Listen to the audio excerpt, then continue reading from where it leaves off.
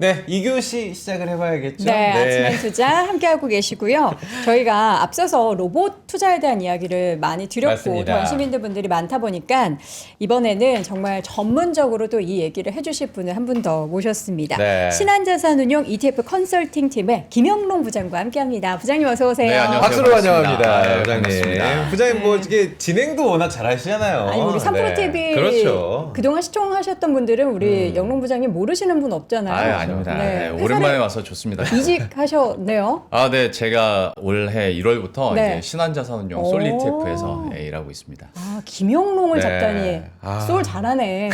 그렇죠? 아, 오늘 그 특집인가요? 아, 맞아요. 감사합니다. 네. 김영롱을 아니, 잡았다. 우리 살짝 지금 2부 네. 브릿지가 나갈 때 알아보신 분들이 영롱님 맞냐고. 영롱님 맞아요. 이렇게 맞습니다, 여러분들. 역시 우리 앨리스 정님은 이제 네. 여성분이시거든요. 네. 영롱님을 기억하시네요. 자, 오늘 우리 김영롱 부장님과 함께 로봇 투자 얘기를 해볼까 합니다. 1교시에 이어서 로봇 관련주 혹은 로봇 ETF 소개를 준비를 하셨을까요? 네. 네, 오늘 로봇 투자부터 로봇 관련된 ETF에 대한 투자 아이디어들 한번 얘기를 해드리려고 하는데 네. 앞에서 이제 과장님께서도 저희 솔 ETF 또 얘기를 거의 해주셔서 원픽이셨어요. 네, 네. 너무 감사드리고 네. 감사한 마음 뿜뿜 갖고 네. 들어왔습니다. 네. 근데 두 분께도 한번 여쭤보고 싶은 게 네. 진행하려고 그래요. 아니 나 패널 그런 게 아니라 그런 그런 얘기가 아니라 네. 예전에 보면 우리 사회 초년생 때만 해도 현대차그룹 모멘텀 얘기하세요 하면 미국에서 제네시스 잘 팔린대요. 네. 그렇죠. 그 전에는 제네시스 사면 아반떼 공짜로 줬어야 사갔는데 약간 뭐 농담만 지난 맞아요. 말로. 근데 지금 북미에서 잘 팔린대요. 네. 뭐 이런 얘기 했었고 아. 몇 년이 지나고 나서 근데 이제 전기차가 잘 팔린대요. 네. 테슬라 다음으로 현대차 기아래요. 그렇죠. 근데 요즘에 현대차그룹 모멘텀 얘기하라고 하면 자동차 얘기하는 사람 없거든요. 없죠, 없죠. 다 로봇 그러네요. 얘기예요. 그럼 네. 보스턴 다이내믹스 아. 얘기하고. 맞아요. 그게 기술력으로도 그렇고 플랫폼 측면에서 봤을 때 어떤 기존의 자동차 그룹들이 로봇화 시키는데 최적화돼 있는 환경이거든요. 그래서 오늘은 저희가 뭐 자동차 ETF에 대한 소개를 해드리겠습니다만은 네. 이걸 진짜로 보면 찐 로봇주다. 뜯어보면은 찐 로봇주다. 그 영혼은 네네. 로봇이 담겨 있다. 맞아요, 맞아요. 그러면 자료 보시면 아시겠지만 네. 자동차 DNA로 완성되는 로봇 밸류체인. 우리가 자동차가 로봇으로 변하는 영화 되게 익숙해서 트랜스포머. 그렇죠. 그걸 생각하시면 되게 간단할 것 같아요. 이해가. 그래서 실제로 요즘에 이제 자동차들을 굴러다니는 로봇이라고 할 정도로 네. 예, 그렇게 돼 있는데 그 말이 물론 영화에서도 당연히 영감을 받는 거겠지만 기술적으로 봤을 때도 서로 맞닿아 있는 부분이 굉장히 많거든요. 뭐가 맞닿아 있을까요? 그러니까 예를 들어서 로봇이 상용화가 되려면 일단은 학습 데이터가 필요하고 네. 그리고 거기에 대한 행동의 결과값이 필요한 거거든요. 네. 근데 생각해 보시면 이미 자율주행차가 물리적인 학습 데이터 계속 받고 있죠. 기술 가상화 실력 가지고 있죠. 네. 복합적인 현상에 대해서 내가 인지를 하고 판단해서 대응할 수 있는 기술력까지 갖고 있죠. 그러다 보니까 이제 이게 자연스럽게 로봇으로 넘어갈 수 있는 거고 네. 자료 화면 한번 띄워주시면 제가 준비를 해봤는데 네. 그러니까 부품이나 기술력도 그대로 쓸 수가 있는 것이 예를 들어서 자율주행과 관련된 소프트웨어다? 그러면 로봇 쪽에 두뇌 역할을 할 수 있는 거거든요. 그리고 아시다시피 레이더나 라이다 센서 그렇죠. 이것도 로봇에 그대로 들어가는 거고 자동차 부품주 이것도 사실 로봇의 관절이나 액추에이터 쪽으로 그대로 적용이 가능한 부분입니다.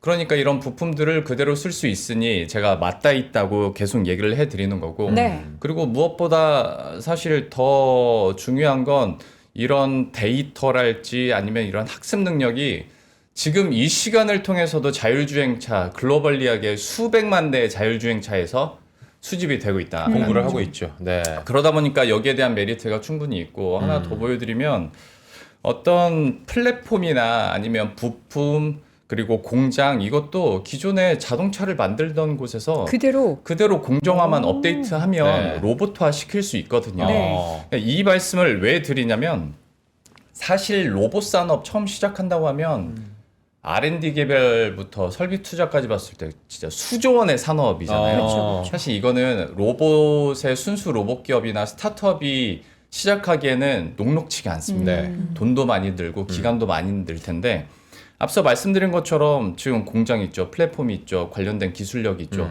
자동차 기업들은 그만큼 빠르게 전환을 할 수 있다라는 장점이 그래서 있는 거고요. 네. 자료를 한 가지 보여드리면 순수 로봇 기업 같은 경우에 오른쪽에 있는 자료인데요. 네. 매출은 올라갑니다. 올라가긴 올라가는데 이 아직 흑자가 안 되다 보니까 네. 이게 이들한테는 대규모 설비 투자나 R&D를 한다는 게 쉽지가 않습니다.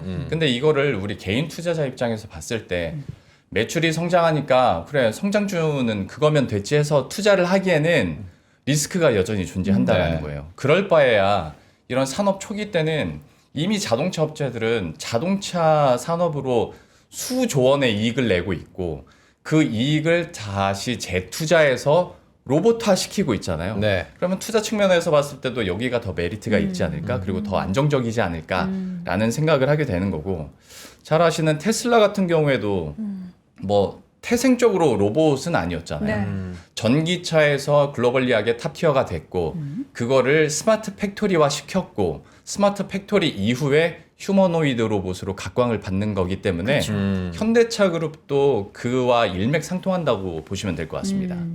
자동차 기업들을 우리가 눈여겨볼 수밖에 없는 게 네. 그냥 사실 로봇주는 우리가 항상 주가 많이 올라가고 나서 얘기하는 게 그래서 이들이 돈을 돈 버냐고 벌어? 언제 벌어? 그럼 돈 밸류에이션에 언제 대한 벌어? 부담이 또 있고 하면 네. 또 너무 주가가 변동성이 있고 하다 보니까 결국에는 전통 자동차 기업들 돈을 열심히 다른 쪽에서도 벌고 캐시카우가 있고 네. 그다음에 로봇 쪽에 있어서도 큰 설비 투자나 이런 게 필요 없이 기존에 가지고 있었던 플랫폼을 활용해서 충분히 산업을 더 영위할 수 있는 기업들이 그래서 매력적일 수밖에 없는 것 같아요. 맞습니다. 그래서 저는 이제 투자자 관점으로 여쭤보고 싶은 네. 거는 아직도 테마성으로 보시는 분들도 많고요. 아, 그렇죠. 저도 네. 의심의 눈초리를 거둘 순 없습니다. 왜냐? 보시나요?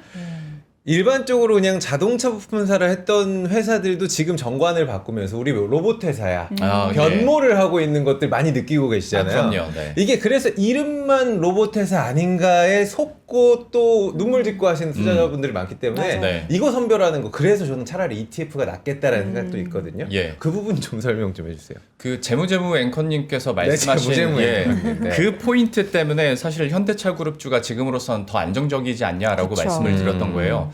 그러니까 처음부터 다시 시작하고 매출은 나오지만 이익이 안 나는 회사에 우리가 투자를 안정적으로 할 수 있을까에 대한 그쵸. 궁금증들 그리고 네. 말씀하신 것처럼 이게 단순 테마 때문에 정말 초기 주식시장에서 초기에는 그냥 로보자만 들어가면 다 급등하고. 로보 붙고 네. 로봇 붙고 근데 알고 봤더니 어린이 교과서 만드는 맞아요, 회사인데 맞아요. 로봇 관련주로 막 그런 네. 적도 있었잖아요. 아. 그러니까 물론 지금은 어느 정도 필터링이 되긴 했습니다만은 여전히 투자자 입장에서는 걱정이 될 수밖에 없기 때문에 그럴 때는 말씀하신 것처럼 ETF 투자가 더 유리할 수 있고 그 안에서도 그래서 기존에 해왔던 네. 그리고 그 기술력을 갖고 있던 기업들이 위주가 되는 게 안정적이지 않겠냐. 좀 다른 얘기일 수 있겠는데 저희 소울 자동차 탑3 플러스 ETF 뿐만이 아니라 요즘에 로봇과 관련된 ETF들이 많이 있잖아요. 네.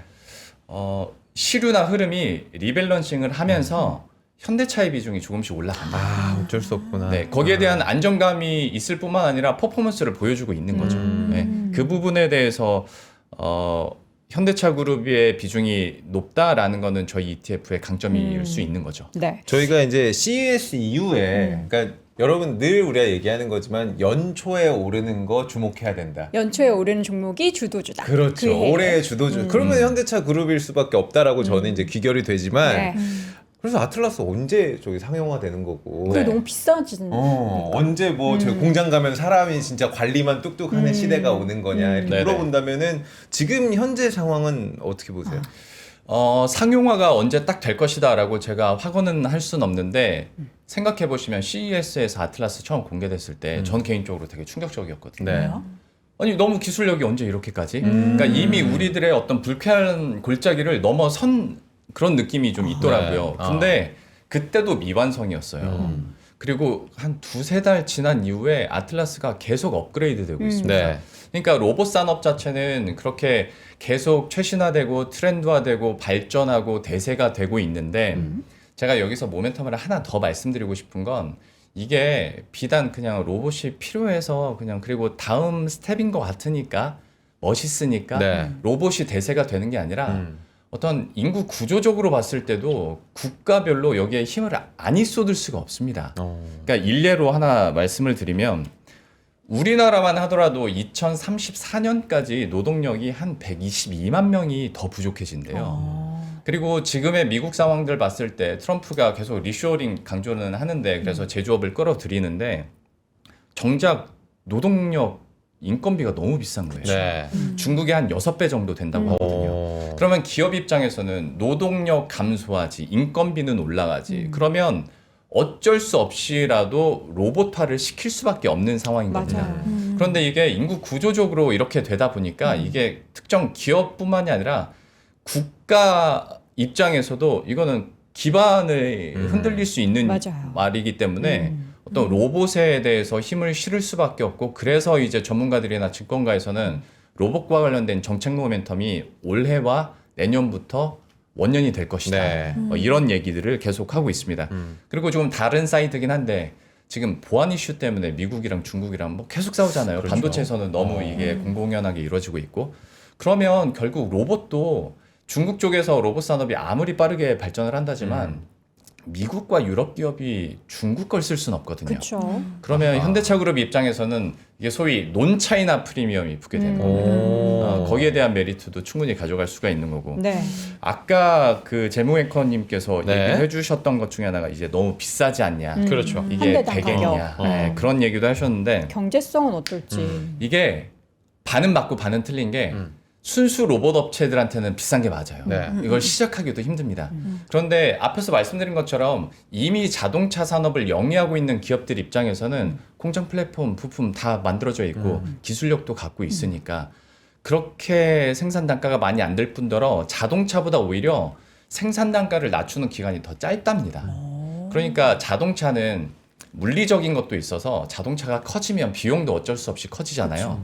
근데 로봇은 기본적인 개념이 로봇을 만들어 놓고 네. 소프트웨어를 가는 거거든요. 아. 그러면 소프트웨어는 기술 개발을 할 때야 물론 돈이 들겠지만 이후에 배포한 이후에는 그렇게 돈이 많이 안 들기 때문에 오히려 단가 빠르게 낮출 수 있다라고 얘기를 하는데 뭐 이렇게까지만 얘기하면 너무 신빙성 없어 보이니까 데이터를 볼까요? 아틀라스 같은 경우에 5만 대만 양산을 해도 네. 이게 생산 단가가 3만 달러로 떨어진다고 하는데 이게 어느 대당 정도 가격이 개념이냐면 3만 달러. 예.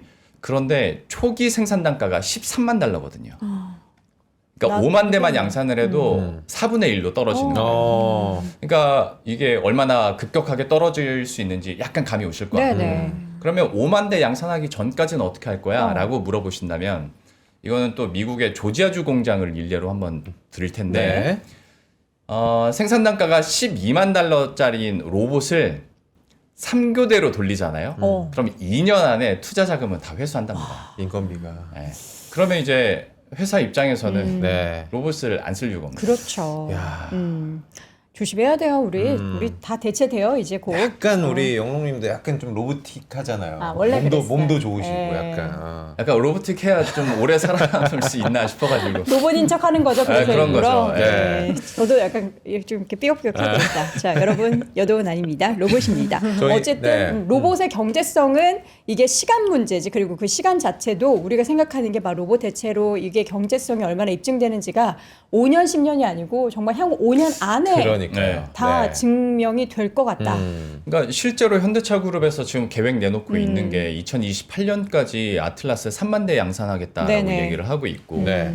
최신 뉴스 아시겠지만 새만금 투자도 9조 원대로 했는데 9조 원대. 네. 여기도 결국 AI 로봇 그리고 플러스로 해서 수소 정도거든요. 근데 거기에 일단 빈 땅이긴 하잖아요. 네. 이제 아까 질문도 나왔는데 그럼 현대가 거기서 뭘 하겠다는 겁니까?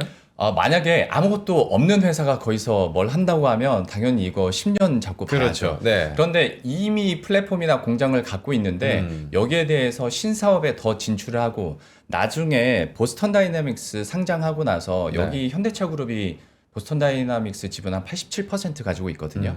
근데 그런 로봇에 대한 양산이나 인프라는 우리나라에서 계속 깔아야 될 거잖아요. 네. 상장 이후에 로봇화가 더 빨라지면 빨라질수록 어차피 수도권이나 지방 쪽으로도 인프라를 늘려야 되고 지역 균형 발전을 위해서라도 이제 새만금을 가긴 한 건데 네. 그러면 쓸 수 있는 일이 너무 많죠, 사실 그 인프라를 까는데. 예.